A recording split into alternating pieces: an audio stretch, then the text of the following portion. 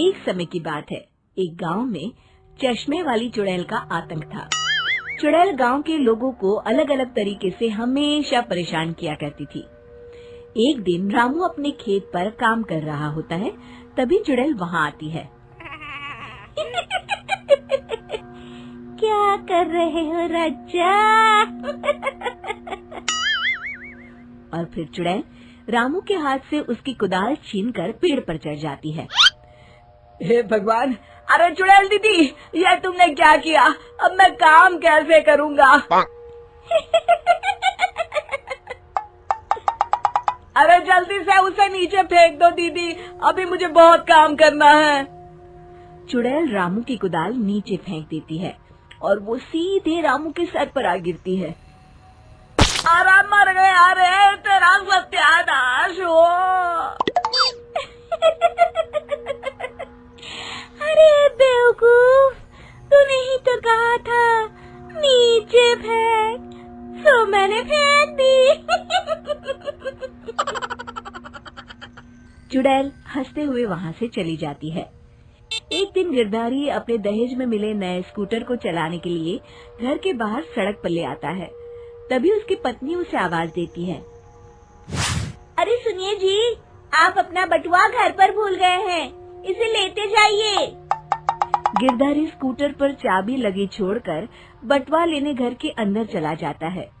तभी वहाँ चश्मे वाली चुड़ैल आ जाती है और स्कूटर पर लगी चाबी देखकर हंसते हुए कहती है, कितना बड़ा बेवकूफ है, स्कूटर पर चाबी लगी छोड़कर चला गया। अब तो इसे मैं चलाऊंगी। और जैसे ही चुड़ैल गिरधारी का स्कूटर लेकर वहाँ से भागने लगती है, तभी गिरधारी उसे देख लेता है और उसके पीछे भागता है। अरे ना समझ चुड़ैल, मेरा स्कूटर लेकर कहाँ जा रही है? अरे मेरा स्कूटर वापस कर दे, कल ही दहेज में आया है। अरे कोई तो उसे पकड़ो। चुड़ैल गिरधारी का स्कूटर लेकर दूर निकल जाती है। इसी तरह आए दिन चुड़ैल गांव को किसी न किसी तरह परेशान करती रहती थी। धीरे धीरे सभी गांव वालों में उस चुड़ैल का खौफ इतना बढ़ जाता है कि कुछ गांव वाले तो उस चुड़ैल की रोज रोज की हरकतों से तंग आकर हमेशा के लिए गांव छोड़कर चले जाते हैं। एक दिन हरिया अपनी बैलगाड़ी में बहुत सारा अनाज लादकर उसे बेचने के लिए शहर की ओर जा रहा होता है। तभी अचानक रास्ते में उसे चश्मे वाली चुड़ैल मिल जाती है। हरिया चुड़ैल को देखकर बहुत घबरा जाता है। हे भगवान, गई भैंस पानी में, ये कमबख्त चश्मे वाली चुड़ैल कहाँ से आ गई? अब तो ये मेरा सारा अनाज लेकर भाग जाएगी और मेरी साल भर की मेहनत बेकार हो जाएगी। हे भगवान, मेरी रक्षा करो, मेरी रक्षा करो भगवान। जैसे ही चुड़ैल हरिया की ओर बढ़ती है, अचानक वहाँ तेज हवा चलने लगती है और आसपास पड़ी धूल मिट्टी उड़ने लगती है। तभी हरिया देखता है कि चुड़ैल को कुछ नहीं दिखाई दे रहा और वो अंधों की तरह ही चलने की कोशिश कर रही है। अरे ये क्या हो गया? अचानक दिन में रात कैसे हो गई? मुझे कुछ दिखाई नहीं दे रहा। हरिया समझ जाता है कि चुड़ैल को बिना चश्मे के दिखाई नहीं देता। वो भागकर गांव जाता है और गांव वालों को चुड़ैल की इस कमजोरी के बारे में बता देता है। तभी गिरधारी कहता है, अरे वाह, क्या बढ़िया खबर लाए हो हरिया। अब आया ना ऊंट पहाड़ के नीचे। अब हम उस चुड़ैल को अच्छा सबक सिखा सकते हैं। बस किसी तरह उसका चश्मा हमें मिल जाए। लेकिन उसका चश्मा लाएगा कौन? तभी भीड़ से बाहर निकलकर बब्बन सामने आता है और कहता है, आप सभी गांव वाले चिंता मत करिए, उस चुड़ैल से उसका चश्मा मैं ले आऊंगा, बस मुझे एक दिन का समय दीजिए। फिर अगले दिन बब्बन एक सूटकेस में कुछ चश्मे रखकर जंगल की ओर निकल पड़ता है। काफी देर जंगल में चलने के बाद बब्बन थककर एक पेड़ के नीचे बैठ जाता है। तभी अचानक चश्मे वाली चुड़ैल उसी पेड़ से नीचे उतरकर बब्बन के सामने आकर खड़ी हो जाती है और उससे कहती है, ए, कौन है तू और यहाँ क्या कर रहा है? अरे चुड़ैल दीदी, मैं तो तुम्हें ही ढूंढ रहा था। चुड़ैल हैरानी से बब्बन से पूछती है, अरे कहीं तो पागल तो नहीं हो गया?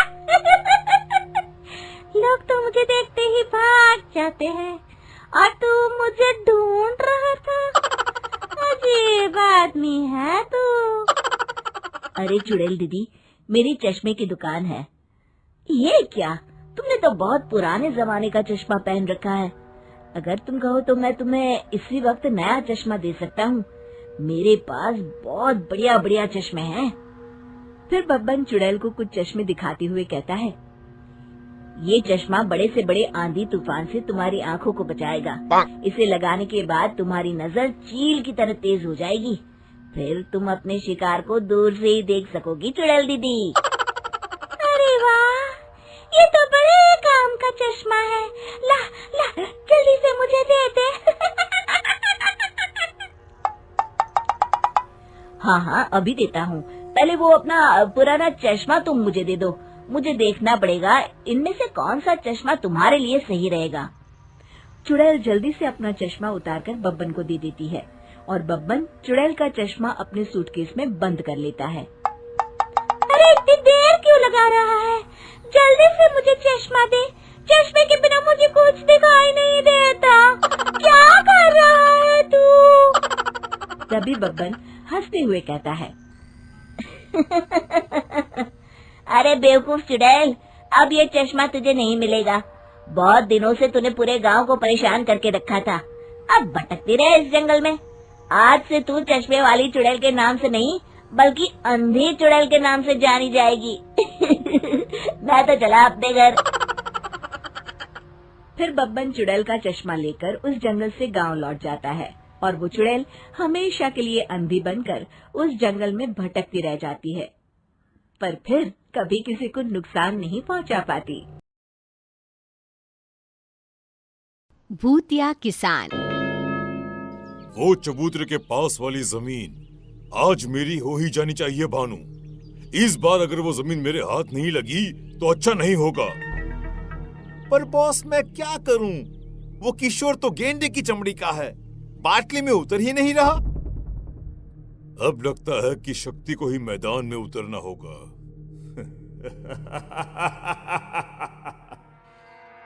शक्ति एक बिल्डर था जिसका मकसद मधुपुर गांव की जमीन पर कब्जा करना था। वो हर बार किसी न किसी किसान को अपने जाल में फंसाता और उसकी जमीन अपने नाम कर लेता। भानु के जाने के बाद शक्ति अपने कमरे में बैठा था कि तभी अचानक हवा का एक झोंका आता है और सामने रखी डेस्क पर से एक कवर जमीन पर गिर जाता है। ये कागजात यहाँ कैसे? इसे तो मैंने जला दिए थे। तभी कमरे की खिड़कियों के दरवाजे जोर जोर से खुलने और बंद होने लग जाते हैं। ऐसा लगता है मानो एक पल में ही सर्दी आ गई हो। सीलिंग पर लगा पंखा जो बंद था अपने आप घूमने लग जाता है। ये अचानक पंखा कैसे चालू हो गया? और ये कड़ाके की ठंड तो ऐसा लगता है मानो अचानक मई में दिसंबर आ गया हो। शक्ति अपनी अलमारी खोलता है और काले रंग का सूट निकालकर पहन लेता है। Wilson is back. अब किशोर को ठगने का समय आ गया है। काले सूट और टोपी में शक्ति अपने घर से निकल पड़ता है और किशोर के पास पहुंचता है। एक्सक्यूज मी, जरा सुनिए। शहरी बाबू, कहिए, मैं कैसे आपकी मदद कर सकता हूँ? मैं एक होलसेलर हूँ। अब आपको मार्केट की तलाश करने की जरूरत नहीं है। मेरे लोग आपके ग्रेन्स डायरेक्टली बाय कर लेंगे। क्या शहरी बाबू, सही में? अब हमको इधर उधर भटकना नहीं पड़ेगा। विल्सन किशोर के अनाजों को नकद रुपए देकर खरीद लेता है।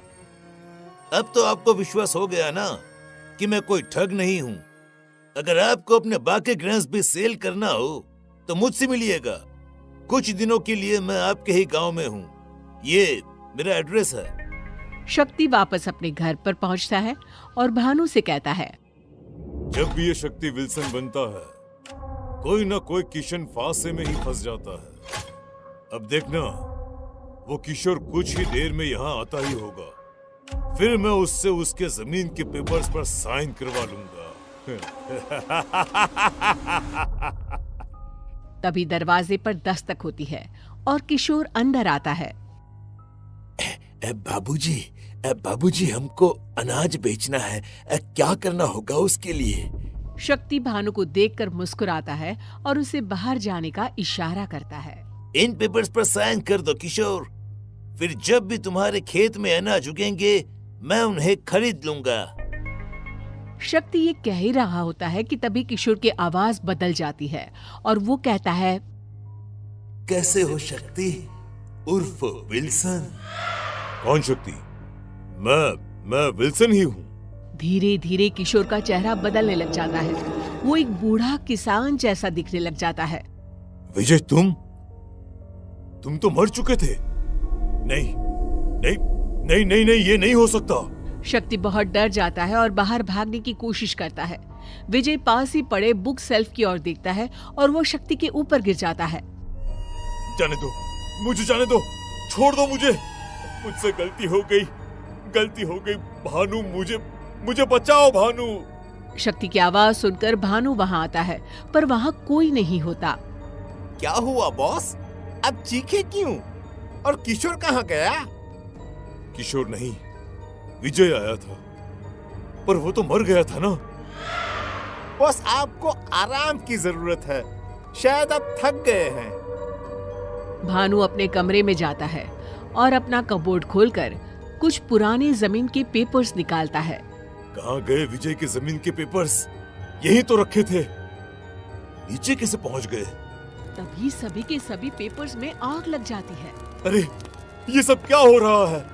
आग कैसे लग गई पेपर्स में? अब इतनी मुश्किल से तो प्रॉपर्टी हड़पी थी मैंने। भानु, ए भगवान, ये क्या हो गया बॉस?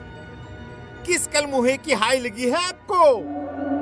मेरी हाय लगी है शक्ति तुझे। मैं मर गया, अब तू मरेगा। बहुत लोगों को लूटा है तूने, हमारी जमीन खा गया तू। विजय, ये तुम हो ना? मैं समझ गया, मुझे जाने दो विजय।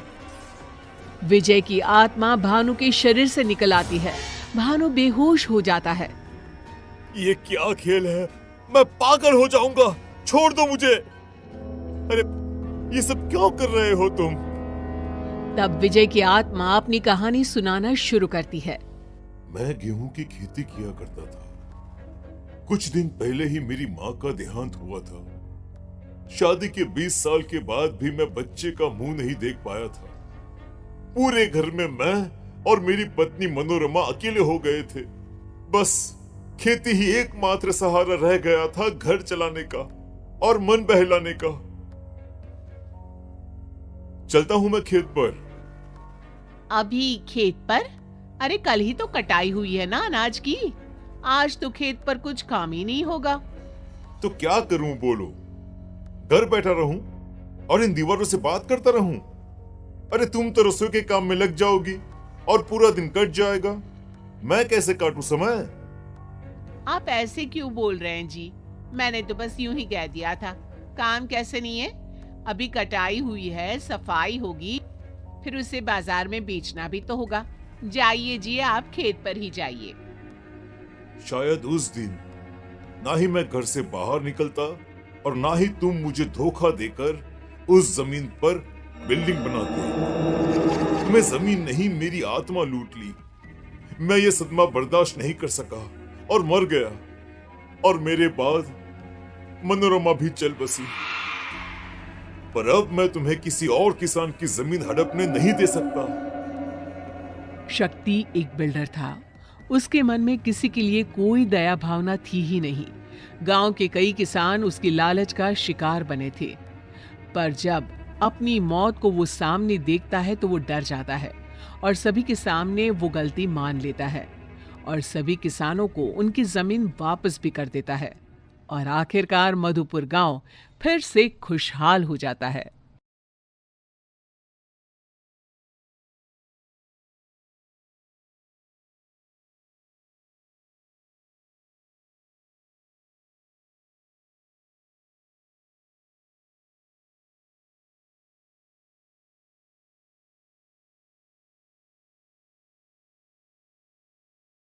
भूतिया ब्रिज। मीना अपने परिवार के साथ जारूडीह नाम के छोटे से गांव में रहती थी। गांव में 12वीं तक ही पढ़ाई की सुविधा होने के कारण मीना बड़ी उदास थी। शाम को खेत से लौटकर श्यामल मीना से कहता है, मेरी लाडो रानी को क्या हुआ? इतनी उदास क्यों है? मेरे रिजल्ट आ गए हैं बाबा, 80% नंबर आए हैं मेरे। ये तो खुशी की बात है बेटी। पर मुझे आगे पढ़ना है बाबा, और गांव में तो आगे पढ़ाई की सुविधा ही नहीं है। हट पगली, इतनी सी बात से उदास होती है? मैंने इसका उपाय पहले से ही सोच रखा था। मेरी मीना शहर जाएगी और वहाँ अपनी पढ़ाई पूरी करेगी। मीना और श्यामल उसी शाम गांव के पास के बस अड्डे पर जाते हैं। धीरे धीरे शाम अपना आंचल बिछा रही थी। जरा सी रोशनी में शाम टिकट काउंटर पर टिकट लेने जाता है। भाई, शहर जाने का एक टिकट तो देना। आपको शहर जाना है? अरे नहीं नहीं नहीं भाई, मुझे नहीं, मेरी बेटी को। देखिए भैया, मैं तो आपको शहर न जाने का ही सुझाव दूंगा, वो भी जब आपकी बेटी अकेली जा रही है। वो देखिए, बस पूरी तरह खाली है, 2-4 लोग ही मुश्किल से शहर जा रहे हैं।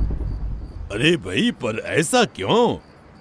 शहर जाने वाला रास्ता बुरी तरह से खराब हो चुका है और इसीलिए आज बस पुरानी ब्रिज से जाएगी। हाँ हाँ भाई, तो उससे क्या? आपको नहीं पता? अरे भाई, वो ब्रिज भूतिया है। आप ये क्या बातें कर रहे हैं अंकल? ऐसा कुछ नहीं होता। बिना कुछ सोचे समझे टिकट लेकर मीना बस में चढ़ जाती है। धीरे धीरे बस शुरू होती है, पर अचानक ही मौसम खराब होने लग जाता है। हे भगवान, सफर शुरू भी नहीं हुआ कि आत्माएं अपना असर दिखाने लगी। बस पुराना ब्रिज पार करवा देना, हे भगवान। खराब मौसम और धुंध के बीच ड्राइवर जैसे तैसे बस को ब्रिज तक ले जाता है। ब्रिज पर पहुंचते ही बस रुक जाती है। लो लो लो लो लो लो, आ गए वो। अब सब मरेंगे, सबके सब मरेंगे। अरे तुझे मैंने बोला था ना चुप रहने को, ऐसे तो बाकी सभी को डरा देगा तू। चुप हो जा। तभी सभी को बच्चों के हंसने की आवाजें आती हैं। माँ देखो ना, शिकार, भूख लगी है।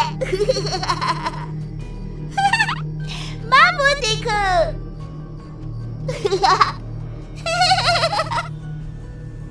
ये किस चीज की आवाज है? ये बच्चे कहाँ से बोल रहे हैं? वो आ गई, वो आ गई। पारो अपने बच्चों के साथ आ गई। मैंने कहा था ना, पर कोई मेरी बात सुनता कहा था मैंने। बस अपने आप जोरों से हिलने लग जाता है, मानो कोई ताकत उसे हिला रही हो। मीना ने घबराकर बाहर देखा तो वो देखती है कि एक 8-9 साल का बच्चा बस हिला रहा है। बच्चे की आंखें बिल्कुल काली, शरीर पूरी तरह सफेद। वो नजरें उठाकर मीना को देखता है। शिकार। हड़बड़ाती हुई मीना वापस बस में देखती है। बस के फ्लोर पर चलता हुआ एक अंधा बच्चा उसकी ओर आता है। मुझे माफ कर दो, मुझसे गलती हो गई। मैंने किसी का कुछ नहीं बिगाड़ा। भूत होते हैं, मैं मानती हूँ। मीना बस में चारों ओर देखती है। मोहन सोहन का चेहरा उसे कटा हुआ दिखाई देता है। हम मरे हुए हैं मीना। इस बस में तुम्हारे और ड्राइवर के अलावा सब मरे हुए हैं। हम इन बच्चों और उनकी माँ के शिकार हुए थे। भाग जाओ मीना, ड्राइवर भैया भाग जाइए। ये कहते ही मोहन सोहन के अलावा जो 2-4 लोग बस में थे सभी गायब हो जाते हैं। चलो बेटी यहाँ से भागते हैं। मैं तो काम को लेकर मजबूर था, पर तुझे क्यों आना था इस बस में? ये लोग कौन है और हमें क्यों मारना चाहते हैं भैया? बेटी, ये ब्रिज भूतिया है। यहाँ एक औरत और उसकी 2 बच्चों की आत्मा भटकती है। उसका एक बच्चा तो अजन्मा ही है। बहुत बुरी आत्माएं होती हैं बेटा, बहुत बुरी। पर कोई तो कारण होगा, वो लोगों को परेशान क्यों करती है? ऐसे ही तो वो लोगों को नहीं सताएगी। ऐसी आत्माओं के लिए कोई जगह नहीं होती, जहन्नुम में भी इनके लिए जगह नहीं होती।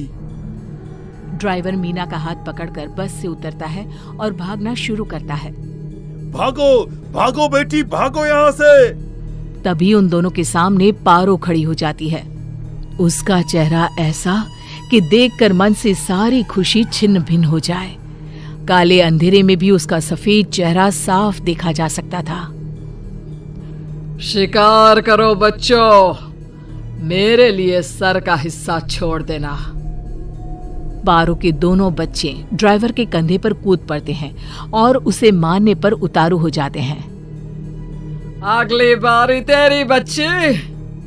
मार देना हम दोनों को, पर पहले मेरी बात तो सुन लो आंटी। आपकी ये हालत किसने की? मैं आपकी मदद करना चाहती हूँ पारो आंटी। आप क्यों भटक रही हैं?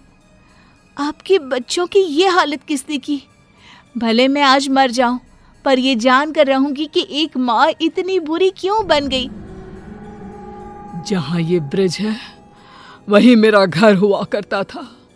एक कॉन्ट्रैक्टर ने धोखे से मेरे घर के कागजात पर मेरे पति के सिग्नेचर ले लिए और हमारा घर गिराकर ब्रिज बना दिया। कुछ दिनों में मेरे पति की भी मौत हो गई। घर के साथ साथ घर चलाने वाला भी चला गया। गर्भवती हालत में मैं ब्रिज के किनारे ही अपने बड़े बेटे के साथ रहने लगी। फिर एक दिन एक गाड़ी की चपेट में आकर मेरी मौत हो गई। उसके बाद से मैंने कभी किसी गाड़ी को यहाँ से जाने नहीं दिया। अब होगा इंसाफ उस कॉन्ट्रैक्टर का, उसे जेल और आपकी आत्मा को शांति। बहुत हुआ इस मौत का खेल। शायद आज ये बस इस ब्रिज पर आपको आजाद करने ही आई है। इसके बाद मीना गांव वापस लौटकर सारी बातें अपने पापा को बताती है और ड्राइवर श्यामल और मीना कॉन्ट्रैक्टर के काले कारनामों का पता लगाते हैं और न्यूज़पेपर में छपवा देते हैं। पारो के साथ साथ उस ब्रिज में मरे हर इंसान की आत्मा की शांति करवाई जाती है और ब्रिज हमेशा के लिए आत्माओं से आजाद हो जाता है।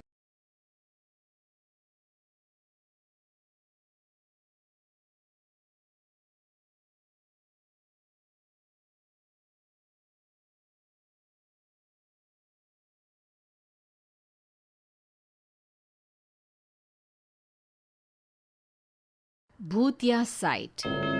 विक्रम अभी अभी इंजीनियरिंग कंप्लीट करके नौकरी की तलाश में होता है।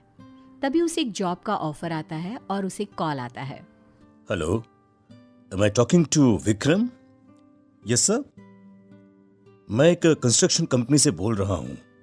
हमें आपकी प्रोफाइल बहुत पसंद आई है। क्या आप हमारे साथ काम करना पसंद करेंगे? व्हाई नॉट सर, अब मैं तो इंतजार ही कर रहा था। Sure sir. विक्रम तुरंत नौकरी के लिए हाँ कर देता है और अगले दिन ही केरल के लिए निकल जाता है। केरल पहुंचकर विक्रम जब कंपनी में जाता है। Excuse me sir, may I come in? Oh yes yes, please have a seat. Vikram बैठ जाता है। फिर मैनेजर विक्रम को बताता है। देखिए, बात ऐसी है कि पुराने शमशान को हमारी कंपनी ने खरीद लिया है और वहाँ एक फैक्ट्री सेटअप करनी है।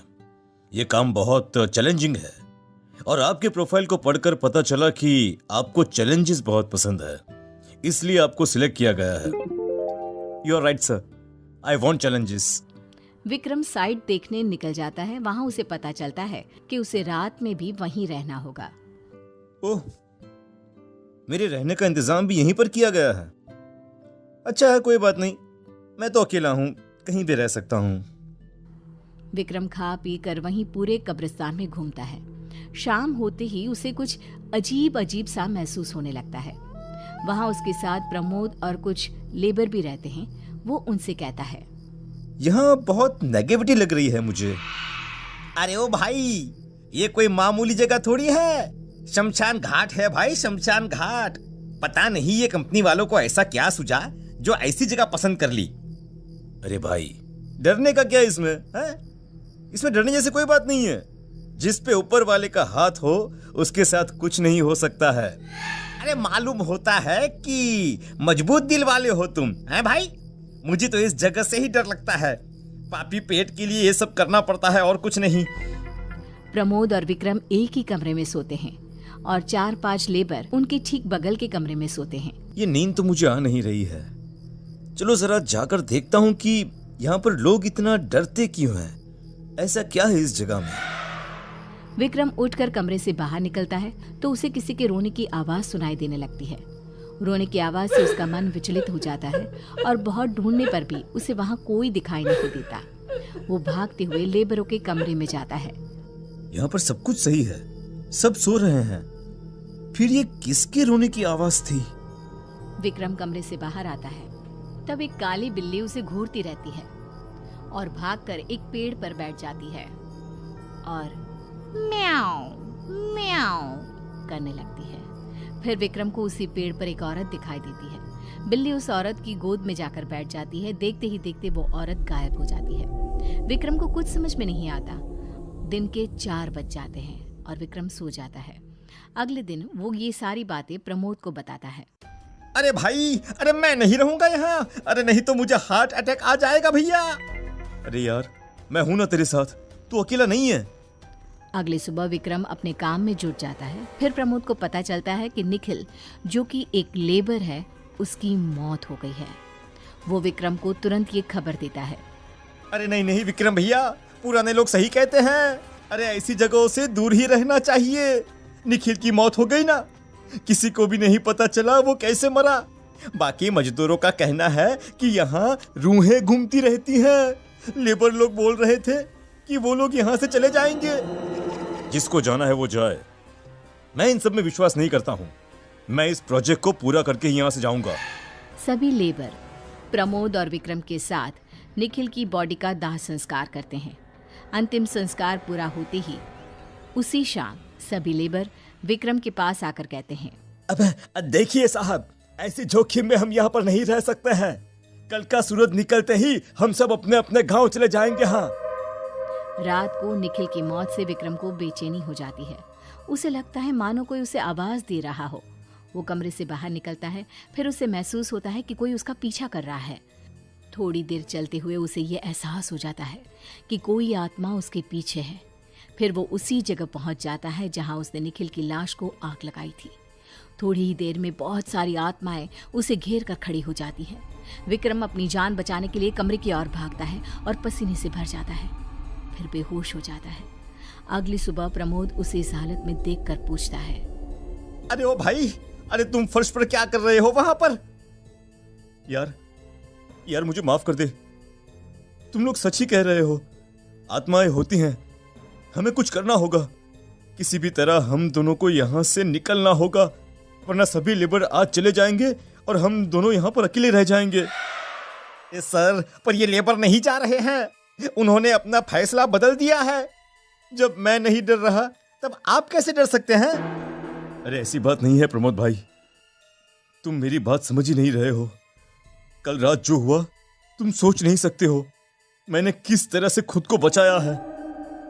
विक्रम सारी बातें प्रमोद को बता देता है। प्रमोद की रूह कांप उठती है। अरे सर, मैं तो कहता हूँ कि जिसको यहाँ पर रहना है रहने दो। हम चलते हैं यहाँ से। चलो अभी निकल चलते हैं। विक्रम और प्रमोद अपना सामान बांध कर निकलने लगते हैं, लेकिन लेबर उन्हें घेर लेते हैं और जाने नहीं देते। साहब, आप लोग नहीं जा सकते हैं। अरे भैया, हम तो जा रहे हैं। जिन्हें मरना है वो मरे यहाँ पर। हम तो कब के मर चुके हैं साहब, अब क्या मरेंगे? मरने की बारी अब तुम लोगों की है। इतना कहते ही सारे लेबर भूत प्रेत में बदल जाते हैं। अरे मेरे लेबर कहाँ गए? इन लोगों को हमने कल ही मार दिया था। ये जगह हमारी है, तुम इस जगह को हमसे छीन नहीं सकते हो। भूत प्रेत विक्रम और प्रमोद को घेर कुत्ते की तरह उनकी बोटियां नोचने के लिए उतावले रहते हैं। सब मिलकर प्रमोद के ऊपर चढ़ जाते हैं। प्रमोद चीखता चिल्लाता है, लेकिन विक्रम कुछ नहीं कर पाता। अरे मुझे छोड़ दो भाई। अरे मेरे छोटे छोटे बच्चे हैं, अरे उनका क्या होगा? अरे छोड़ दो भाई मुझे। भूत मिलकर उसे मार देते हैं और विक्रम ये देखकर मन में सोचता है, मरना तो है ही, क्यों न डरने की बजाय खुद को बचाने की कोशिश कर लूं। विक्रम एक सांस में भागता हुआ अपने कमरे में जाता है और शिवलिंग को अपने हाथ में लेकर बाहर आता है। शिवलिंग को देखकर पीछे हट जाते हैं। जय महाकाल, अब तुम लोग मेरा कुछ नहीं बिगाड़ सकते हो। भूत प्रेत के राजा मेरे साथ हैं। जय महाकाल। विक्रम स्मशान से बाहर निकलकर भाग जाता है और सीधा मैनेजर के पास जाकर उसे सब कुछ बता देता है। सारी बातें सुनकर कंपनी वाले उस जगह को छोड़ देते हैं, जो वापस एक श्मशान की तरह काम आने लगती है।